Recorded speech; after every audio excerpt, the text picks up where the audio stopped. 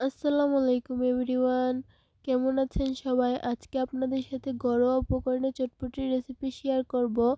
তার জন্য এখানে নিয়েছি একটা ম্যাজিক মশলা, এটা আপনারা যে কোনো মুদির দোকানেই পেয়ে যাবেন। বিট লবণ আর নিয়েছি চিলি ফ্লেক্স, তার সাথে নিয়েছি জিরা এবং ধনিয়া ভেজে গুঁড়ো করে নিয়েছি। এখানে আছে ধনিয়া পাতা কুচি, পেঁয়াজ কুচি এবং মরিচ কুচি, সিদ্ধ ডিম, সিদ্ধ আলু আর নিয়েছি তেঁতুলের টক,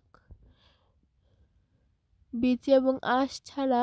এখানে কিছু আটা দিয়ে পাপড়ি চাট বানিয়ে নিয়েছি, এটার রেসিপি আমার চ্যানেলেই আছে, চাইলে ফুচকাও ব্যবহার করতে পারেন।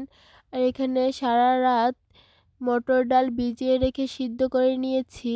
মটর ডালগুলো এভাবে সিদ্ধ করতে হবে যেন একেবারে গলে না যায় এবং হাত দিয়ে একটু চাপ দিলেই যেন একদম নরম হয়ে যায় এবং ডালগুলো যেন আস্ত আস্ত থাকে, এরকমভাবে সিদ্ধ করে নিতে হবে।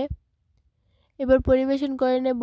তার জন্য এখানে আমি নিয়েছি সিদ্ধ করা ডাল, তার উপর সিদ্ধ করা আলু গ্রেট করে দিয়ে দিব। আলু দেওয়া হয়ে গেলে একে একে সব মশলা দিয়ে দিব। দিয়ে দিচ্ছি জিরা এবং ধনিয়া গুঁড়ো, চিলি ফ্লেক্স, বিট লবণ, ম্যাজিক মশলা, আপনারা আপনাদের পছন্দ মতো দিয়ে দিবেন মশলাগুলো। পরিমাপটা আমি বলছি না। কাঁচামরিচ, পেঁয়াজ কুচি, ধনিয়া পাতা আর তেঁতুলের টক, সবগুলো উপকরণ আপনাদের পছন্দ মতো দিয়ে দিবেন। এখানে আমি কিছু পাপড়ি চাট ভেঙে দিয়ে দিচ্ছি, চাইলে ফুচকাও ব্যবহার করতে পারেন। এটার রেসিপি আমার চ্যানেলেই আছে। এবার গ্রেট করে রাখা ডিম দিয়ে দিচ্ছি।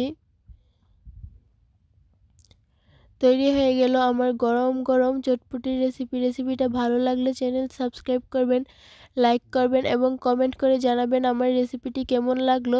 আর নেক্সট কী রেসিপি দেখতে চান এটাও আমাকে কমেন্ট করে জানাতে পারেন। আল্লাহ হাফিজ সবাইকে।